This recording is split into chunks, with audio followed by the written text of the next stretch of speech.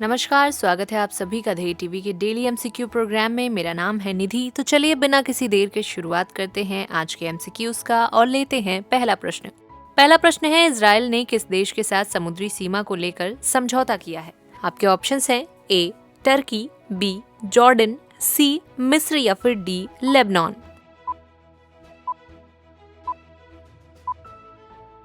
सही उत्तर है option D यानी कि लेबनान। आइए इसकी व्याख्या देखते हैं।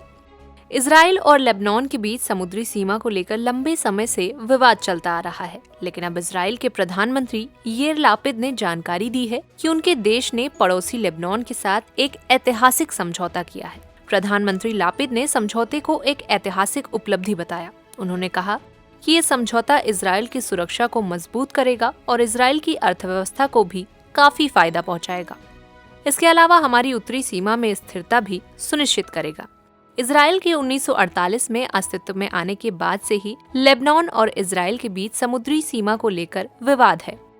आपकी जानकारी के लिए बता दें कि दोनों देश भूमध्य सागर के लगभग 860 वर्ग किलोमीटर यानी कि 330 वर्ग मील क्षेत्र पर दावा करते हैं। बढ़ते हैं अपने दूसरे प्रश्न की ओर। दूसरा प्रश्न है, हाल ही में चंद्रमा की सतह पर प्रचुर मात्रा में सोडियम का पता किस देश के संगठन ने लगाया है? आपके ऑप्शंस हैं ए चीन, बी अमेरिका, सी फ्रांस या फिर डी भारत।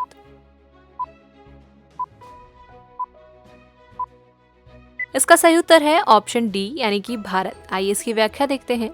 भारतीय अंतरिक्ष अनुसंधान संगठन यानी कि इसरो को एक बहुत बड़ी सफलता हाथ लगी है और इसके चंद्रयान 2 ऑर्बिटर में लगे एक्स-रे स्पेक्ट्रोमीटर क्लास ने पहली बार चंद्रमा की सतह पर प्रचुर मात्रा में सोडियम का पता लगाया है।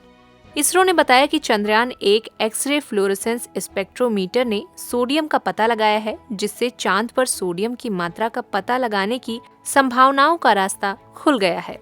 राष्ट्रीय अंतरिक्ष एजेंसी ने हाल ही में एक बयान में कहा कि द एस्ट्रोफिजिकल जर्नल लेटर्स में हाल में प्रकाशित एक अनुसंधान रिपोर्ट के मुताबिक चंद्रयान 2 ने पहली बार क्लास यानी कि Chandrayaan 2 large area soft X-ray spectrometer का इस्तेमाल कर चंद्रमा पर प्रचुर मात्रा में सोडियम की मौजूदगी का पता लगाया है।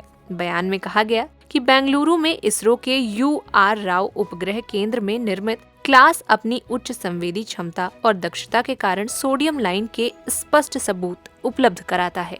बढ़ते हैं अपने तीसरे प्रश्न की ओर। तीसरा प्रश्न है, उच्च शिक्षा पर भारत की किस स्कैंडिनेवियाई देश के साथ बैठक आयोजित हुई है? आपके ऑप्शंस हैं A Norway, B Sweden, C Denmark या फिर डी फिनलैंड।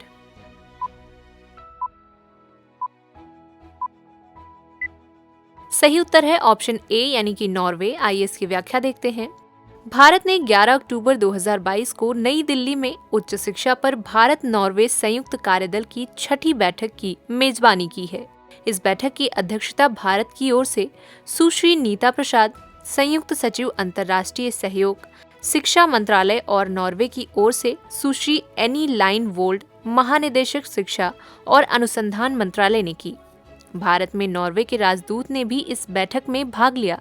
25 अप्रैल 2022 को भारत और नॉर्वे के बीच उच्च शिक्षा के क्षेत्र में सहयोग पर हस्ताक्षरित सहमति पत्र यानी कि MOU के कार्यान्वयन की निगरानी और देखरेख के लिए ही उपर्युक्त संयुक्त कार्यदल का गठन किया गया है। दोनों पक्षों ने साल 2014 में हस्ताक्षरित पिछले भारत नॉर्वे MOU के दायरे में रहकर तैयार किए गए भारत नॉर्वे सहयोग कार्यक्रम के तहत अब तक हुई प्रगति की समीक्षा की है। आगे बढ़ते हैं और लेते हैं अपना चौथा प्रश्न। चौथा प्रश्न है, संयुक्त राष्ट्र विश्व भू स्थानिक अंतर्राष्ट्रीय कांग्रेस कहाँ आयोजित किया गया है? आपके ऑप्शंस हैं ए नई दिल्ली, बी चेन्नई, सी बेंगलुरु या फिर डी हैदराबाद।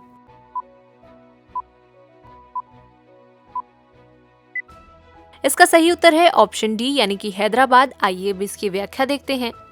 हाल ही में भारतीय प्रधानमंत्री नरेंद्र मोदी ने वीडियो संदेश के माध्यम से संयुक्त राष्ट्र विश्व भू स्थानिक अंतर्राष्ट्रीय कांग्रेस को संबोधित किया। प्रधानमंत्री ने कहा कि सम्मेलन के विषय ग्लोबल विलेज को भू सक्षम बनाना को भारत द्वारा पिछले कुछ वर्षों में उठाए गए कदमों के रूप में देखा जा सकता है। हैदराबाद में हो रहे सम्मेलन पर प्रसन्नता व्यक्त करते हुए प्रधानमंत्री ने कहा कि ये शहर अपनी संस्कृति और खान पान, आतिथ्य और हाईटेक विजन के लिए जाना जाता है। प्रधानमंत्री ने भू स्थानिक प्रौद्योगिकी अनंत संभावनाओं को रेखांकित किया। इसमें स्थायी शहरी विकास, आपदाओं का प्रबंधन और शमन, जलवायु परिवर्तन के प्रभाव की निगरानी, वन प्रबंधन, जल प्रबंधन, मरुस्थलीकरण को रोकना और खाद्य सुरक्षा शामिल हैं। इन्होंने इच्छा व्यक्त की कि यह सम्मेलन ऐसे महत्वपूर्ण क्षेत्रों में विकास पर चर्चा करने का एक मंच बने। बढ़ते हैं अपने पांचवें और आखिरी प्रश्न की ओर। पांचवा प्रश्न है, सी के मिश्रा समिति जिसने हाल ही में रिपोर्ट सौंपी किससे संबंधित है? आपके ऑप्शंस हैं ए सतत वित्त से, बी नवीकरणीय ऊर्जा से, सी प्लास्टिक अपशिष्ट प्रबंधन से या फिर डी वाहन उत्सर्जन नियंत्रण से।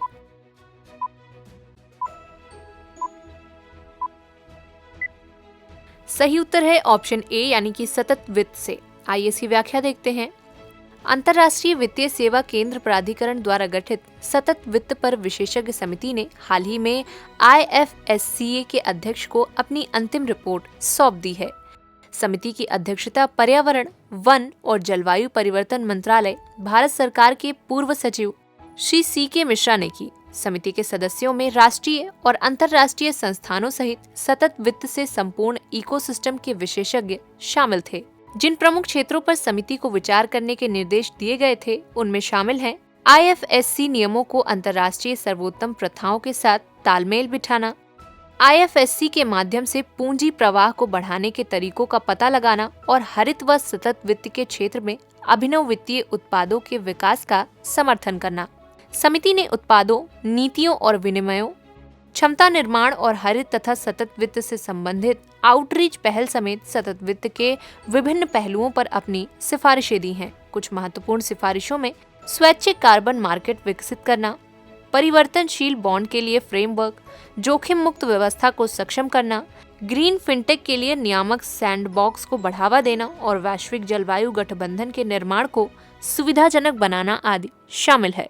तो ये थे आज के डेली MCQs। हमें कमेंट करके जरूर बताएं कि आपके 5 में से कितने प्रश्न सही हुए। अगर आपको ये कार्यक्रम अच्छा लगा तो ध्येय टीवी के इस चैनल को लाइक, सब्सक्राइब और शेयर जरूर करें। साथ ही बेल आइकन को भी दबा दें ताकि आपको वीडियोस की लेटेस्ट अपडेट मिलती रहे। हम फिर मिलेंगे एक नए कार्यक्रम के साथ। तब तक के लिए पढ़ते रहिए, बढ़ते रहिए। नमस्कार।